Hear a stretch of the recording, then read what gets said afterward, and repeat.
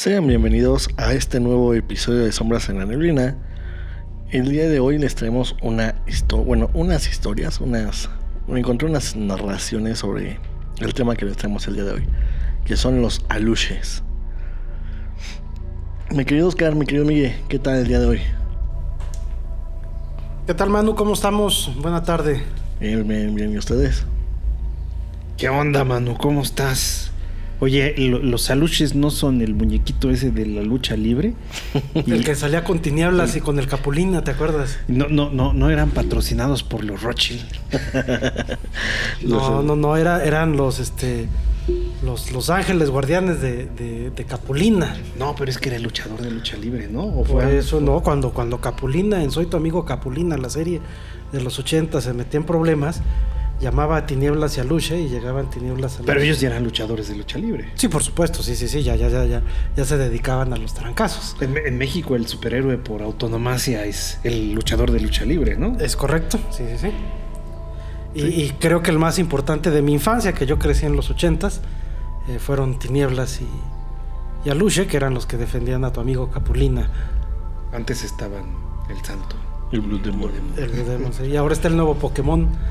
Sí, de la lucha libre que salió, que van a hacer incluso una corrida de Pokémones aquí en la arena, ¿no? ¿Hay un Pokémon que hace lucha libre? Acaba de salir hace semanas y para patrocinar, para promocionarlo, Nintendo, junto con alguna de las compañías de lucha libre, va a hacer un evento especial. Un evento especial de lucha y Pokémon en la arena. Oye, pero Macho ya parece luchador de lucha libre. No, pero este es más mexicano. Este es mexicano, este se parece al Místico, está inspirado en el Místico. Sí, sale hasta con su capita. O sea, la mega evolución ahorita es una capita y su máscara dorada. ¿Y tendrá tamaño de Aluche? No, de hecho en las escenas que se ve en la animación, se trepa al ring y se pelea justamente con un Machamp. Ajá. Pues mira, qué feo. Bueno, hablemos de los aluches de adeveras. De los elfos. Perdón, de los aluches. De los aluches. De los chaneques. Pues dicen que se aparecen a quienes no respetan. Así que aguas.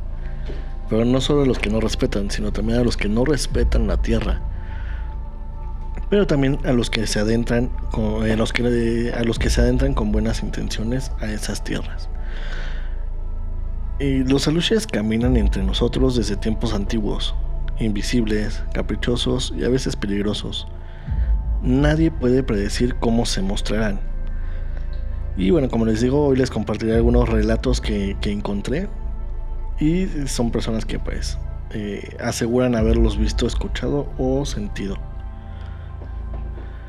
Vamos a empezar. ¿Qué son los aluches? Los aluches son pequeños, no más grandes que un niño de 3, 4 años. Dicen que te llegan a la rodilla, ¿no? De hecho. ¿Cuánto será de aquí a la rodilla? Digo, también depende de cuánto midas tú, o sea. Pero aunque sea muy alto, la rodilla nunca es muy alta. Unos 45... Menos de medio metro, digamos. Sí. Que por cierto, el medio metro no medía medio metro. No. O sea, el medio metro sería más alto que una aluche. De hecho. Y el luchador aluche sería mucho más grande que un aluche. Pues totalmente. Es más o menos... ¿Qué será? ¿El tamaño del qué monito? Un poquito más chiquito que el Yo creo que más chiquito que el qué monito. Sí, medio metro es muy poco. Sí. ¿Vieron en Netflix la serie de Encantada? De Matt Groening. No, la serie no. Ahí salía Elfo, ¿no? Uh-huh. Yo como el tamaño de Elfo. Es correcto, sí. Como la mujer más chiquita del mundo. Pon tú ya tamaño Margarito, como la mujer más chiquita del mundo. De esos tamaños estamos hablando. La rodilla. Y te voy a contar porque, esta es una anécdota personal. Perdón que te interrumpa. Hace muchos años, 25 años, a principios de los 2000, mi hermano y yo nos andábamos paseando ahí por la península, por Yucatán. Y acabamos en un pueblillo que se llamaba Calquetoc, ¿no, Pepe? Y ahí en Calquetoc hay unas grutas en las que está prohibido entrar, porque son peligrosas. Creo que ya están gentrificadas. Hazme el favor. En aquel entonces estaba prohibido entrar a las grutas de Calquetoc porque son peligrosas, o sea, el gobierno lo prohibió. Y no solo peligrosas porque sí, nosotros nos metimos, obviamente. Si tú veías hacia abajo, era un barranco de 10, 15, 20 metros adentro de la gruta que no veías nada.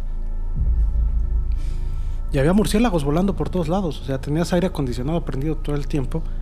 Y bien sabido es que el guano del murciélago pues es tóxico. Entonces si tú permanecías mucho tiempo ahí, pues te daba el camafat. Pero total, nosotros llegamos con locales. Nos hicimos cuates de un chavo que vivía allá dentro del pueblo de Calquetoc. Y él así con chanclas y una linterna pues no eran de LED, eran de las Duracell, de las de Berredi. Nos metimos a las grutas con él. Riesgosísimo. Digo, pero pues nosotros éramos jóvenes e intrépidos. Y tomamos el riesgo. Nos metimos agujeros en la tierra. Hicimos y deshicimos mil cosas. Y sin el permiso de nuestros papás, y no teníamos, creo que tú no tenías 18 años. No, yo era menor de edad, yo tendría 16, 17 años, sí. Nos metimos ahí, vivimos la vida, pero una cosa que me llamó es que en una de las entradas a las grutas, ¿te acuerdas donde había ahí una como cascadilla, como un río? Había como una pared, como nichos. Pero eso fue hasta el fondo. Hasta el fondo. Fue hasta que ya bajamos como 2 horas, hora y media. Y ya donde llegamos, dijo, hasta aquí llegaron los del Discovery Channel, nos dijo este chavo. Pero es que había una salida también por allá, por el otro lado. Pero bueno, llegamos a esta cámara y que tenía nichos, como nichos en las paredes de la piedra, ¿no? Y en esos nichos había vasijas y había restos humanos. ¿Por qué? Porque en épocas mayas, los mayas eran... si tú te metes a las ruinas de Bonampak y ves la historia de la guerra que hubo entre Palenque, Yaxchilán, Bonampak contra... no me acuerdo cuál fue el pueblo que radicaron, que hasta les enterraban espadas en las uñas y demás. Si tú lees toda esa historia, es una historia fuerte de los salvajes que eran. Entonces la gente, para huir de las guerras, muchos de ellos, se exiliaban a cuevas y vivían en cuevas. Pero además las ocupaban como puntos estratégicos de combate. Dominaban bien el inframundo, hablaban bien con el tema del inframundo. Exactamente. Y además el tema del inframundo. Entonces era común tener asentamientos mayas y además la geografía de Yucatán te da para eso, la geografía de la península te da para eso. Era común tener asentamientos en grutas, en agujeros, y cuando tenían algún fallecido o lo que sea, pues lo dejaban ahí, lo sepultaban, por decirlo así, en uno de los nichos. Y la tradición actual, ponerle vasijas, ponerle comida, etcétera, etcétera. Pero además mezcladas de aquella época y cuando fue la guerra de castas, ¿no? Hace 150 100 años. También los mayas ocuparon las grutas como escondites y como puntos. Entonces hay vestigios, ¿no? Mayas prehispánicos y modernos. Es correcto. O sea, es una costumbre que no se perdió, que hace todavía 150 años se volvió a repetir. Y estos nichos con restos humanos, con huesos, con cráneos, y con vasijas, con regalos, con ofrendas, de ahí surge que salen los aluches, que son los que cuidan y que son los que hacen travesuras.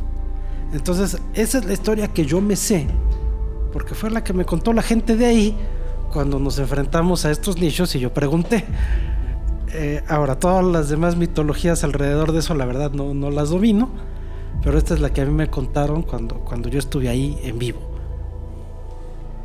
Sí, o sea, de hecho, es lo que se dice, ¿no? Yo creo que todo lo que hemos escuchado de los aluches viene justo de personas que vienen de estos lugares. Entonces, sí, son no más grandes que un niño pequeño, no más altos que arriba de tu rodilla. Por lo general van con ropas de antiguos mayas. Pueden ser sí, literal trapos, ¿no? Algunos dicen que se pueden hacer invisibles y que se mueven entre los árboles y campos. De hecho, más bien creo que son invisibles y se pueden hacer visibles a voluntad. Ajá. O sea, como para espantar a alguien o para dar un mensaje o como para comunicar algo, se hacen visibles, pero nadie ha visto los aluches, son invisibles. No, sí los han visto. Pues que yo sepa, ¿no? Y bueno, Se dice que también, más bien se dice que protegen la selva, los caminos, los cenotes y las cosechas. Muchos pueblos les ofrecen maíz, tabaco o aguardiente para mantenerlos contentos. Y quienes los ofenden descubren que los aluches no son simples bromistas. Algunos relatos antiguos cuentan que los aluches fueron creados por los mayas para mantener el equilibrio de la naturaleza y enseñar respeto a la tierra. De hecho, ahora que se estuvo haciendo lo del Tren Maya, hubo muchas, así como encontraron muchas cosas, vasijas, restos humanos y todo, creo que habían tirado, como un templo, o bueno, un altarcito que le había hecho a los aluches. Y en cuanto lo tiraron, creo que al siguiente día les empezaron a pasar cosas en la obra, que no llegaban la carga, o que se les volcaba, o muchas cosas empezaron a pasar. Sí, es que fíjate que de hecho, y creo que Andrés Manuel en una de las mañaneras publicó una foto de un aluche, ¿no? Ahorita me estoy acordando. Sí. Dijo, miren, aquí están los aluches, ¿no? Y no, o sea, yo no me reiría de eso. Creo que la foto era bastante chafa, pero pues por algo son creencias populares, ¿no? Eso no las hace ni ciertas ni falsas, son creencias, ¿no? Pero esto que dices de la casita, fíjate que cuando el maya va a hacer su parcela, su milpa, le tiene que hacer una casita a un aluche, ¿no? Le llaman el catal alush o algo así. De hecho, yo hace poquito viendo videos de TikTok o algo así, dije, es que miren, ahí está, decía un señor, es que ahí está la casita del aluche que tiraron, y miren, a partir de que la tiraron empezaron a pasar, y le decían la casita. Así los mayas también, o los de la península le dicen, es que la casita del aluche, porque la gente les hace sus casitas. Y entonces cuando el maya le hace la casita, o cuando el poblador le hace la casita al aluche, el aluche dicen que lo va a cuidar. Y de hecho depende de quién te lo lea o quién te lo cuente, ¿no? Pero dicen es que el aluche te va a cuidar 7 años. Pero después de 7 años tienes que clausurarle la casita, porque después de 7 años el aluche se va a volver loco y te va a empezar a hacer travesuras, o te va a empezar a esconder las cosas y algo. Entonces pues lo tienes que encerrar. A mí se me hace muy cruel, ¿no? Pero bueno, pues si el aluche se deschaveta, o sea, que se le va a hacer, ya lo cuidaste, ya le diste de ofrendas durante 7 años, pues oye, ¿sabes qué, aluche? O yo me voy o tú te vas. Pero eso de encerrarlo está gacho, ¿no? Sí, la verdad es que sí. Y aquí les traigo la primera historia. Entonces imagínate estos cuates que abrieron una de estas casitas de aluche, pues... No la abrieron, la destruyeron. Por eso, imagínate, o sea, es que es abrir una caja de Pandora. Imagínate el aluche que estaba ahí encerrado. Oye, pero hablando además de esto que dices, ¿no? Que protegen las grutas, las selvas, las milpas, etcétera. Y la gente les tiende a dejar ofrendas. Es muy común que la gente les dé ofrendas. Sí, es de las pocas cosas tradicionales. Súper tradicionales. Que aún se siguen haciendo. Y además, ahorita me estoy tratando de acordar, Oscar, pero fíjate que una de las cosas que dicen que hacen los aluches también es que controlan el acceso o protegen el inframundo. Entonces, si tú vas a descender a un cenote o vas a descender a una gruta o lo que sea, yo no me acuerdo, tendría que ir a Yucatán, pero yo no sé si haya casita de aluche en las grutas y en los cenotes, pero lo que sí sé es que les tienes que pedir permiso. Y yo no me acuerdo si la vez que descendimos por Calquetoc dijo, es que primero hay que pedirle permiso. Sí, eso hicimos. No sé si a la aluche o a la naturaleza para que nos deje entrar y nos deje salir sin perder. Sí, o sea, la explicación que nos dio de todos estos nichos y demás fue acompañada de que justamente los aluches eran, como dices, los guardianes del inframundo, y que estaban ahí resguardando a estas personas, que las vasijas, que esto y aquello eran ofrendas para ellos, y en efecto les pedimos permiso para descender más, que te acuerdas que descendimos. Bueno, esa es otra historia, pero fue bastante buena aventura, ¿no? Y es que si no te pierdes, o te pierden, ¿no? Mira, según hasta donde yo sé, los aluches no son guardias del inframundo. Solamente son los guardias del bosque y la naturaleza. A los que sí les tienes que pedir permiso para entrar a cenotes, a grutas y todo eso, es justo a la misma madre naturaleza. que es la que te tiene que dar su bendición. O sea, con el permiso ella te da la bendición para que puedas entrar y salir sano y salvo. Pero sí, los aluches, hasta donde yo tengo entendido, no son... Es que no sé si eso haya sido más moderno. Y cuando digo moderno me refiero a posthispánico, ¿no? No de hace recientes años. Una de las bellezas de la tierra latinoamericana y de México es el mestizaje y ¿cómo se llama cuando las religiones? El sincretismo. El sincretismo. Entonces, ahí tienes Campeche, ¿no? Campeche, Yucatán, con sus puertos. Campeche es una ciudad que está llena de baluartes, ¿no? Y de murallas, porque tenían ataques de bucaneros. Bucaneros y piratas. ¿Por qué?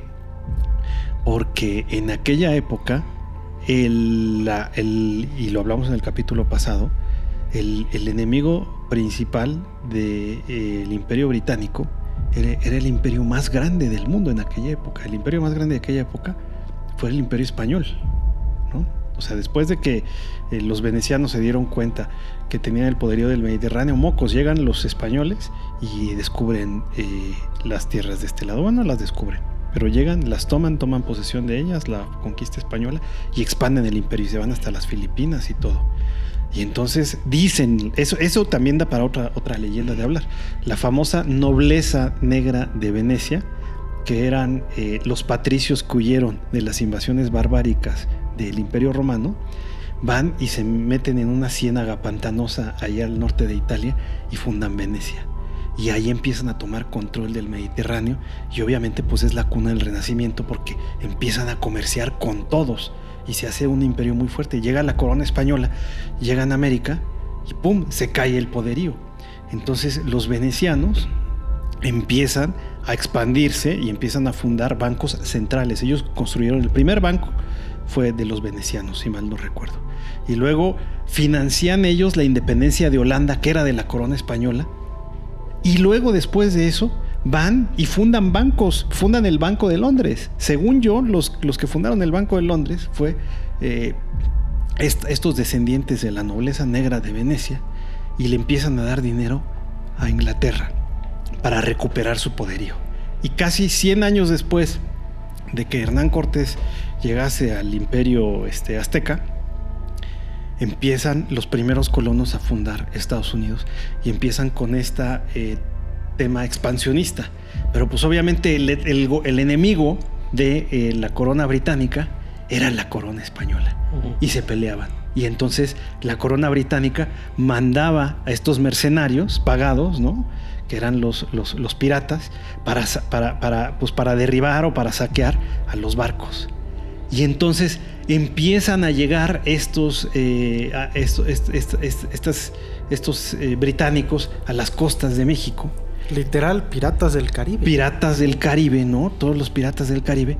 Y traen entre toda la cosmogonía que traen ellos, que son protestantes, pero traen mucha de la cosmogonía del mundo celta y del mundo británico. Y en el mundo británico y en el mundo nórdico hay criaturas del bosque, hay elfos, hay duendes, hay todo lo demás. Llegan a la península de Yucatán y se sincretizan con los espíritus del bosque. Y entonces por ahí dicen, ¿no?, y no es por hacer menos a la tradición de los aluches ni nada, pero creo que muchos de los elementos que tienen hoy en día los aluches tienen que ver con este sincretismo de los duendes y de las hadas protectoras de la naturaleza. Tanto que, ¿cómo se llama el equipo de béisbol de Campeche? Los piratas. Ahí está. Y vamos a poner contexto, digo, porque muchas veces la gente no discrepa, o sea, estas épocas del tiempo. La ilustración que hablamos en Venecia, en Italia en general y demás, es contemporánea a la conquista. El Renacimiento. Pero no, ya estaba medio en caída el Renacimiento. No, a ver. Se estaban compitiendo las dos grandes fuerzas, la fuerza del Mediterráneo y la fuerza del Atlántico. ¿En qué año se termina de pintar la Mona Lisa? En el 1519. Algo, sí. 1519. ¿En qué año llega Hernán Cortés a Veracruz? En el 19. O sea, Hernán Cortés estaba llegando a Veracruz y Leonardo da Vinci le estaba dando la última pincelada. Sí, pero ya al mismo tiempo. Ya Leonardo era el cúlmine del Renacimiento que se venía fraguando durante 200 años y donde Venecia era el dueño del Mediterráneo. Por eso, pero hay que entender que sí existe o sea, que sí son contemporáneos estos eventos, ¿no? O sea, no es uno antes, son totalmente contemporáneos. Sí. Y de hecho, sí, mencionado esto de... Perdón, tuve que meter más cosas conspiranoicas porque ya abrí otro tema. La nobleza negra de Venecia. Sí. Mándame tu oferta por correo, por favor. Sí, también mi aumento de salario. Justo por lo que mencionaba Miguel de esto de las creencias que venían de Europa, ¿no? Pero los aluches son preconquista, entonces... Claro, o sea, pero se sincretizaron. Sí, claro. Aquí había muchos dioses y se sincretizaron con santos. Vamos a hablar en algún momento de San Judas Tadeo o de la Virgen de Guadalupe, ya hablamos, ¿no? Ya. Entonces, sincréticos. Digo, tanto así que si bien muchas cosas se impusieron, como por ejemplo, hablando ahorita de la conquista se dio, que acaba de pasar, un martes 13 de agosto, calendario juliano, día de San Hipólito. Y por eso la iglesia que está hoy ahí en Tacuba, también la de Judas Tadeo, es la iglesia de San Hipólito. En la México Tacuba. Ajá, porque Tenochtitlán cayó el día de San Hipólito. Y pusieron ahí donde cayó la iglesia de San Hipólito. Bueno, era donde terminaba un poco la parte del lago, ¿no? Y ya. Ahí fue donde agarraron a Guatemuzín, a Cuauhtémoc. Ahí, Garci, uno de los bergantines, ahí. Esto está lleno de simbolismos. No, nada es de a gratis. Pero regresemos con nuestros amiguitos chaneques mayas. No, ojo. Perdón. Volvamos con los queridos aluches. Y justo, les traigo la primera historia, ¿no? Y la pusieron así: la carretera encantada. Hace unos años en Cancún, obreros trabajaban en un nuevo camino. Día tras día la maquinaria fallaba sin explicación. Motores se apagaban solos, herramientas desaparecían. Un anciano del pueblo sugirió levantar un altar a los aluches, con maíz y figuras de barro. Al día siguiente que levantaron este altar, los problemas cesaron y la carretera se completó sin más contratiempos. A ver. Ahí está. Como decimos, ahí está. ¿No? Hay una leyenda también de hace... Esa no recuerdo en qué año está fechada, pero se recordó en algún periódico local de unos niños que se habían perdido hace algún tiempo, ¿no? De hecho, creo que los señores que la cuentan ya son señores grandes. Ya cuando lo contaron, los entrevistaron en el periódico, eran señores de 80, 90 años que dijeron, es que a lo mejor cuando éramos infantes o cuando éramos más chiquitos, yo me acuerdo que se habían perdido 2 niños y fueron con un chamán, ¿no? Y el chamán les dijo, pues no es que se hayan perdido los niños, es que se los llevaron los aluches. Y entonces dicen que el chamán hizo una serie de rituales y se comunicó con los espíritus y con los aluches y todo lo demás, y fueron a encontrar a los niños en una caverna, ya muy desnutridos y muy maltratados y todo, después de 2 días, pues no sé si desnutridos, pero sí cansados y fregados. Y cuando ya recuperaron a los niños y todo, les preguntaron a los niños, oye, pues ¿qué pasó, no? Y dijeron, pues es que estábamos jugando y de repente una serie de hombrecitos o de criaturitas empezaron a rodearnos y empezaron a hacernos como que símbolos de que los siguiéramos, y nosotros como niños pues jugamos con los aluches, ¿no? Con los espíritus estos, y nos perdieron en el bosque, ¿no? Entonces, por eso los adultos en la península de Yucatán, probablemente antaño, ¿no? A lo mejor cuando todavía no había la cantidad de ciudades y cosas como hay ahorita, sino cuando todavía hay mucho bosque y mucha selva, pero decían, a los niños en la tarde o en la noche, o en ciertos momentos en los que se sentía inquieto el bosque o la selva, que muy sigilosa de repente es, no saques a los niños porque te los van a perder los aluches. Se los van a llevar. Exactamente. De hecho, estos no son aluches, esto sí es historia de chaneques. Tengo familiares en Córdoba. ¿no? Córdoba, Veracruz. Ahí sí son los chaneques, ¿no? Tenemos que tomar en cuenta que los chaneques pues son más del lado de... Es Huasteca, ¿no? Ahí. sí, son más Veracruz, aquí está, Veracruz, Puebla y otras regiones de México, ¿no? Y los aluches son más en Quintana Roo y Yucatán, la península yucateca. Inclusive hasta un poco de Belice y Guatemala. Uh-huh. Pero son más Quintana Roo y... Es mitología maya. Así es. O sea, la lucha es mitología maya. Y o sea, aunque digo que ojito con diferenciar los aluches de los chaneques, son casi lo mismo, o sea, son muy pequeños, los dos son protectores de la naturaleza, los dos son seres inquietos y traviesos, nada más que uno está más enfocado, los chaneques, como que a los que le faltan el respeto a la naturaleza. Y los aluches son los que van a profanar el suelo sagrado. Hay muchos símiles entre los panteones prehispánicos, o sea, si te das cuenta, las religiones eran muy afines, comparten dioses, bueno, comparten los fondos de los dioses y de los espíritus, aunque no los nombres y las mitologías, pero sí hay muchos símiles en mitología. Que de eso hay que hacer otro programa, porque uno puede entender que entre los egipcios hubo un tema de un sacrificio y renació o resucitó, que entre los asirios, poema de Gilgamesh, murió y resucitó. En el Bhagavad Gita, aquí dices, ok, todos están en la misma región y pues la teoría de la muerte y la resurrección del avatar o del Cristo o de lo que sea, ahí está. Pero ¿y entonces quién les enseñó de este lado de la tierra que su héroe o su dios máximo tenía que morir y resucitar al tercer día? ¿De dónde lo aprendieron? Hay algo más ahí de fondo que tenemos que hablar en un programa. Es como cuando hablamos también del episodio de dragones. O sea, los paralelismos. Aquí ¿no? teníamos a Quetzalcóatl, cuando en los nórdicos teníamos a ¿cómo se llama la serpiente que yo no recuerdo muy bien cómo se llama, el que rodea el océano, el que limita el océano, pero pues también, ¿no? O sea, de diferentes lugares, totalmente opuestos y ¿quién les enseñó? Exacto. Entonces en las religiones, o sea, estamos llenos de criaturas místicas. Y no solo eso, el paralelismo que más le gusta a la gente citar, el prefijo, la palabra teo. Que teo... Que por ahí creo Dios, que está mal, ¿no? entendida, después hablamos de eso también.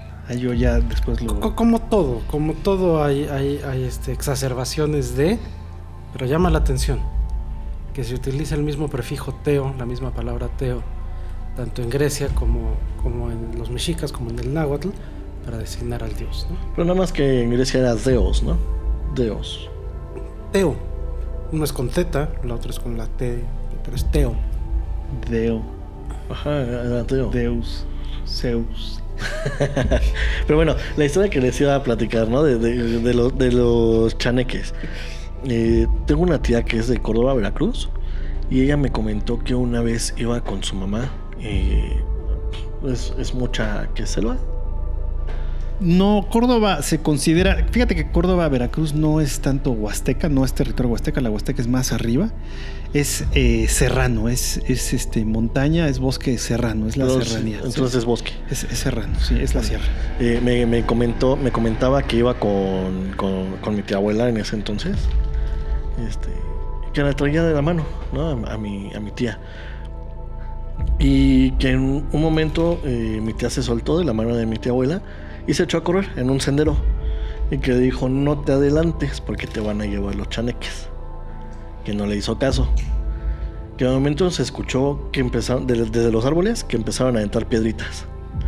Y pues en lo que ella volteaba a ver qué había, pues el camino cambió. O sea, ya no estaba el camino por el que ella venía. Por lo tanto, ya no estaba su mamá atrás de ella. Entonces se adentró. Dice mi tía que para ella pasaron unos cuantos minutos. Cuando la encontró su mamá, le dijo que habían pasado horas. Y que supuestamente fue esto, que los chaneques la castigaron porque desobedeció a su mamá. Bueno, es igual también la mamá se lo inventó, ¿no? Otra cosa que también... Le dio valor a la historia del chaneque. Ya, a ver, es que te fuiste 10 horas. No es que fueron minutos. Los chaneques. También muchas cosas que cuentan poblados que están ya así muy, muy a los límites, que son casas que todavía son de techo laminado y cosas así, que luego en las madrugadas se escucha como los alush, los chaneques, avientan piedritas a los tejados. Y cuando sales a ver qué es lo que está pasando, pues no hay nada, ¿no? Pero te metes a tu casa y ya no tienes el vaso, ya no tienes tu zapato. O sea, porque hacen eso, ¿no? Te avientan piedritas para que abras la puerta y ellos se meten y te esconden cosas. Es que este tema de las criaturas de los bosques da para un programa completo. Que fue buena apertura el tema de los aluches, pero hay que hacer uno de estas criaturas. O sea, ya ves de los apalaches, todo lo que se dice, todas las criaturas. Pero de los apalaches dicen que son más los skinwalkers y todo eso. ¿Son criaturas? Sí. Todos en su mitología correspondiente son no sé si son elementales, no sé si, Oscar, tú que eres experto, ¿se consideran elementales o face? Los face no son elementales, son espíritus del bosque. Son espíritus del bosque. Sí, justo los montes Apalache. Y se dicen que los que son indios, ¿no? Los pieles rojas que habitaban en esos lugares, ellos sí dicen que eran son seres elementales. O sea, no son... sí buscan castigar a los que entran al territorio sin permiso. No, sí te escuchas. Y por eso pues ya ves, digo, obviamente en Egipto, pues qué iba a haber, ¿no? Pues ahí hay puro desierto para todos lados, ¿no? Pero te vas a lugares llenos y tupidos de bosques, ¿no? Como Gran Bretaña, y la figura religiosa por autonomacia en la isla de Gran Bretaña es el druida. O sea, si tú querías ir si tú como celta querías viajar de un pueblo a otro, tenías que ir en la compañía de un druida, porque si no tenías un druida te iban a perder en el bosque. Los druidas se comunicaban con estos seres elementales y todo lo demás y te iban a perder. Aquí en la península de Yucatán, a ver, necesitas un chamán. Es bien bonita la forma en la que bueno, yo lo hablo desde la experiencia y desde la vivencia propia, pero es bien bonito cómo el pueblo mexicano, a pesar de estar hoy en pleno siglo XXI, tiene sus creencias bien arraigadas. Es que hay que bendecir la casa, es que hay que pedir permiso a no sé quién, es que si vamos a ir al bosque, en este bosque en particular, hay que llevar a alguien que sepa, a alguien que conozca, a un chamán, a alguien que lo que sea, ¿no? Uh-huh. Si tú hoy agarras Google y le pones historias de aluches y le pones donde dices noticias, vas a ver que frecuentemente hay noticias de gente que tuvo contacto o que fueron perdidos por aluches.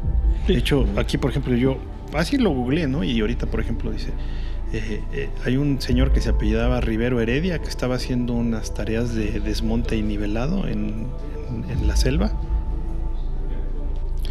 Este personaje Rivero Heredia que estaba haciendo labor de desmonte y nivelación, ¿no? O sea, para hacer un camino, una carretera o una obra, pues el desmonte es quitar la hierba, quitar los árboles. Entonces este señor Rivero Heredia estaba haciendo una labor de desmonte o de nivelación para hacer una carretera, un camino. Estamos hablando, por ejemplo, yo la tengo aquí.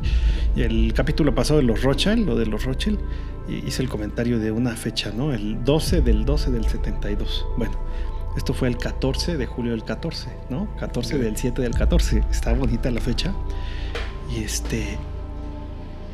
Y le dijeron, oye, es que no llegas. Siempre llegas tarde o no llegas. ¿Qué pasa? Dice, pues es que me pierden los aluches. Cada vez que quiero venir a hacer aquí mis labores de monte y nivelación, me pierden las aluches. Ah, no te preocupes. Hay que mandar llamar a un chamán o lo que sea. Y ya, asunto arreglado. Búscalo, que nuestros querido público y escucha podcasteros busquen noticias de aluches, y es padrísimo encontrarte hoy en pleno siglo XX en Google noticias de aluches o de seres sobrenaturales. Nos encanta. ¿Es verdad o no es verdad? ¿Quién sabe? O sea, Se pudo haber puesto una borrachera de ahí te encargo. Oye, ¿por qué no llegaste? Es que los aluches me perdieron. Puede ser, ¿no? Sí. De hecho, ayer en TikTok, en lo que estaba viendo ayer TikTok, me salió un video de un lugar que se estaba volviendo medio famosillo para relajaciones, ¿no? Para que fuera la gente a relajarse. Pero que de un día a otro... Oye, ¿te imaginas un spa maya? Donde digas, ¿cómo va a querer su masaje de espalda? Quiero ejército de aluches. No se preocupe. Y entonces una bola de aluches bailándote el de espalda para que quedes bien relajado. Sería muy chistoso. Te digo, que se estaba haciendo así, de tema para relajación. De unos meses para acá, ha estado teniendo actividades paranormales muy cañones, que es que gritos en el bosque, ¿no? Que se escucha que piden ayuda, o que en la madrugada te empiezan a tocar los cristales o la puerta y te asomas y pues no hay nadie. Tienen unos columpios, ¿no? Ahí en el patio. Sé que los columpios se empiezan a mover. Cuando se empiezan a mover se empiezan a escuchar los gritos de que empiezan a pedir ayuda, ¿no? Y dices, ¿qué onda, no? O sea, esto te lo imaginas en una película de terror. Digo, también quién sabe qué tal que nada más es propaganda para que si vayas a reservar. Pero si es de verdad, ¿no? La segunda historia que les traigo se llama Las risas en la selva. Un grupo de turistas se perdió en la selva de Quintana Roo.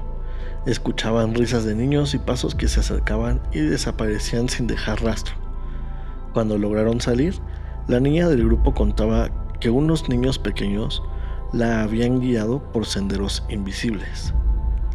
¿Serían los aluches jugando o los estaban protegiendo?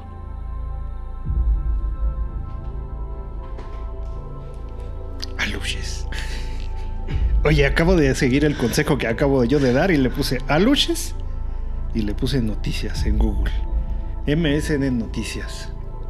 Abuelita desaparece 3 días en la selva de Yucatán y afirma: los aluches me llevaron. Una desaparición que parecía un caso más de extravío terminó alimentando las creencias del pueblo maya. Doña Teodora, una mujer de la tercera edad y vecina muy conocida de la comunidad de Chichimilá, Yucatán, desapareció durante casi 3 días tras adentrarse sola en la selva. Y dijo que los aluches se la habían llevado. ¿Y si es demencia senil? No sé. Son aluches. A ver. Dice, según contó, mientras caminaba por el monte escuchó voces que la llamaban por su nombre, pensando que se trataba de sus hijos o sus nietos, a lo mejor esquizofrénica. Decidió seguirlas, pero nunca logró encontrarlos. En cambio, asegura que observó figuras pequeñas en los árboles con ojos brillantes que reían y jugaban. Eran como niños, pero no eran humanos, declaró doña Teodora tras su rescate. Y sí se ve muy afectada la doña Teodorita, ¿eh? Y esto tiene 16 horas de publicada la noticia, te digo. Sí, o sea, está en una cosa. Le están trepando, ahí la foto se ve que le están trepando en una camioneta. ¿Es la señora o es una aluche? Pero sí, la señora se ve muy afectada. O sea, tú búscale y vas a encontrar.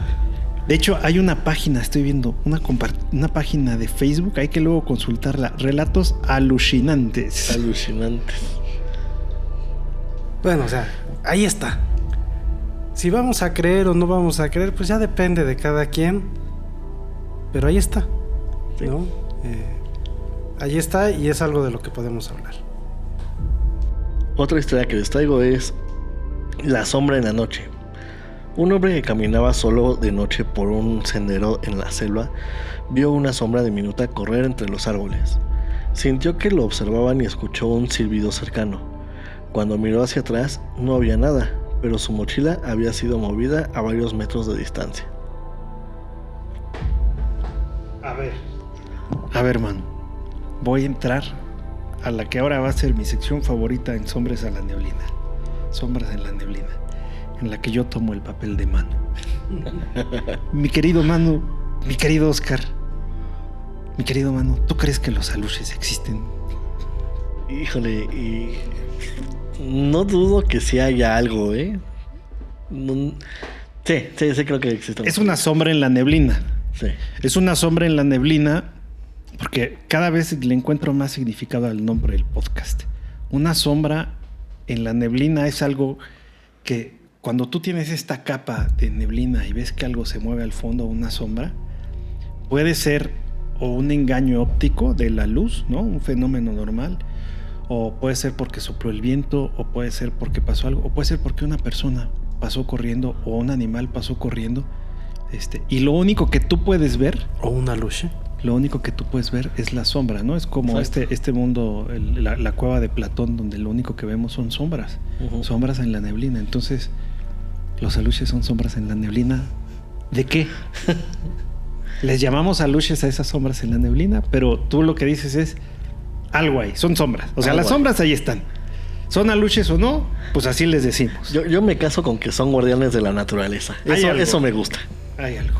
A mí me gusta pensar que sí existen esas cosas. Yo soy muy agnóstico, ustedes lo saben, pero me ilusiona ser crédulo, me ilusiona ser niño, me ilusiona que todas esas cosas que no tienen explicación inmediata, o tal vez sí, pero se pueden explicar a través de lo sobrenatural, a través de una sombra en la neblina, no ser tan arrogante y descartar esa sombra.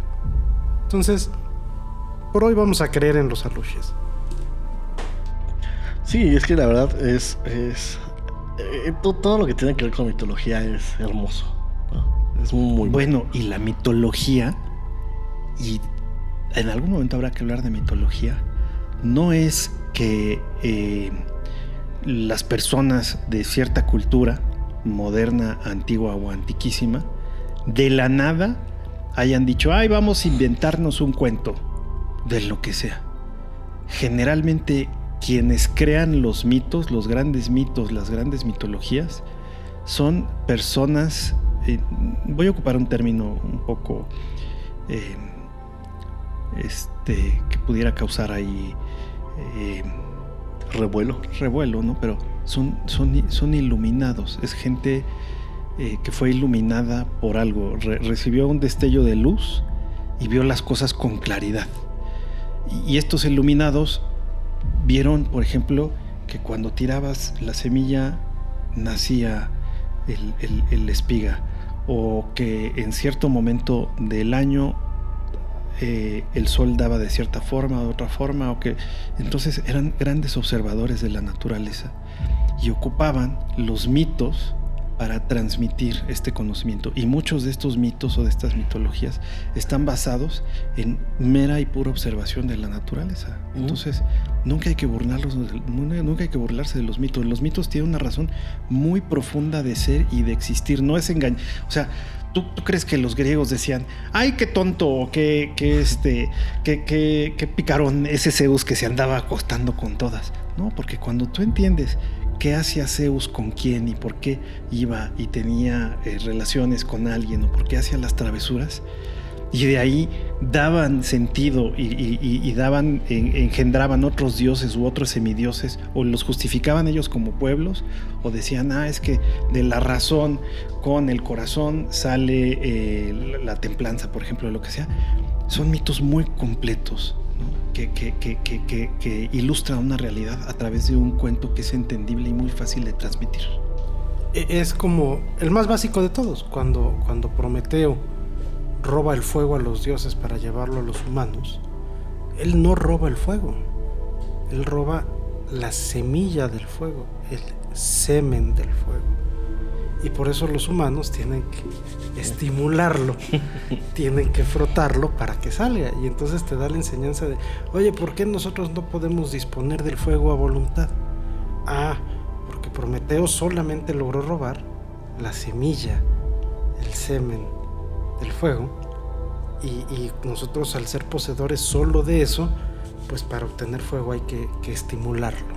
Muchas de ellas son leyendas inclusive con carácter profundamente educativo sobre cuáles son los valores y los antivalores de una sociedad, ¿no? Como en su caso Homero con la Ilíada y la Odisea, que la Ilíada y la Odisea formaron y forjaron la mentalidad, es el espíritu griego, ¿no? O cosas con caracteres mucho más profundos y más iniciáticos, como los 12 trabajos de Hércules. El primer trabajo de Hércules fue pelear contra el león de Nemea, que era de piel indestructible, ¿no? Impenetrable. Y entonces tuvo que ir a bajar a una cueva donde mató al león de Nemea, le quitó su piel y se hizo una armadura o una capa con su piel. Oye, eso está hablando de un trabajo de introspección, de un trabajo de trabajo personal, de yo me tengo que ir a lo más profundo de mi ser, a autoconocerme, destruirme, conocer mis defectos, que es el león de Nemea, destruir mi ego y volverme a construir. Y volverme a construir con una capa que ahora es la piel del león de Nemea, que es impenetrable y me hace un hombre mejor, o me hace un hombre más fuerte, o me hace un hombre virtuoso. Claro, tú lo lees y dices, ay, es que es un cuento de niños o lo que sea. No. La mitología tiene conocimiento muy profundo. Por eso hay que hacer un capítulo de mitología. Y en el caso de los aluches, si bien es que hacen travesuras, es que te esconden, es que no sé qué, pues a lo mejor el conocimiento más profundo que está ahí, a lo mejor hay más, ¿no? Porque a veces nos quedamos con la segunda lectura, pero las terceras o cuartas lecturas, que son las que los sabios querían hacer, se perdieron y a lo mejor no las vamos a entender nunca. A lo mejor aquí te habla de un respeto hacia la naturaleza, de un respeto a que si tú te friegas el ecosistema, si tú talas donde no debes o construyes donde no debes o no respetas a la naturaleza se va a volver contra ti. Y entonces cuando eso lo inculcas en forma de leyenda y lo metes en la mente o en la creencia colectiva popular, pues la gente ya no se anda con cosas, ¿no? De pronto es tan poderoso ese conocimiento que tú llegas a la península de Yucatán y dices, oigan, vamos a construir aquí un resort en medio de este pantano o en medio de esta zona, de este humedal. Y lo van a construir pues la gente de aquí, y los nativos de ahí te van a decir, oye, pues a mí me gusta mucho la lana, pero creo que lo que le estás haciendo a la naturaleza está mal, o no lo vamos a hacer porque los aluches no nos van a dejar. Y entonces un conocimiento que se generó hace 500, 700, 800 años con la única finalidad de ser respetuoso a la naturaleza, cuando está metida en el conocimiento popular de la gente, está protegiendo, hoy en pleno siglo XX, con una creencia, está protegiendo una ley natural, un ecosistema comercial al respecto. Y curiosamente es algo que está vigente. El día de ayer, hoy estamos grabando nosotros a finales de agosto, aunque este capítulo saldrá después, justamente los cines de México relanzaron en pantalla gigante una película japonesa muy famosa que habla de eso, que es La princesa Mononoke. Vayan a su pantalla IMAX a verla. Un aluche. Sí, los Mononoke son aluches japoneses. Exacto. Totalmente. Y bueno, yo creo que ya vamos a ir cerrando este episodio. Estuvo cortito, pero espero que entretenido. Nada más mencionarles, ¿no? Los aluches pues no son cuentos para dormir. Son guardianes que nos enseñan respeto, paciencia y cuidado por lo que nos rodea. Y aunque invisibles, su presencia se siente en cada sombra, en cada sonido, en cada camino olvidado por el hombre. Mi querido Oscar, mi querido Miguel, ¿qué tal este episodio? Manu, perdón por haberme metido en temas de mitología, pero es que me gustan mucho algunas lecturas más profundas de la mitología, no quedarte nada más con el cuento. Y el hablar de los aluches, primero como las leyendas y como todo lo que platicamos, pero a lo mejor el significado de estas criaturas, o de los elementales, o de los que protegen la naturaleza, o de lo que sea, es mucho más profundo. Y qué bonito que se sigan conservando, y qué bonito saber que la gente sigue haciendo hoy en día.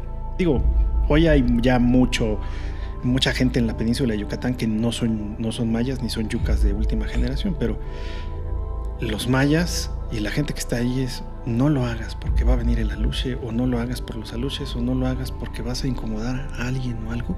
Y ahí está, y me encanta que se mantenga así, porque es sabiduría popular disfrazada de un cuento. Exactamente. Pues sí, me encanta a mí también eso. Pues perfecto.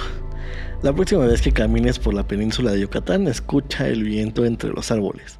Presta atención a las risas lejanas, porque quizás muy cerca una Alush te estará mirando. Muchísimas gracias por habernos acompañado en este episodio. Gracias, Manu. Muchas gracias, Manu. Y nos estamos viendo en la próxima.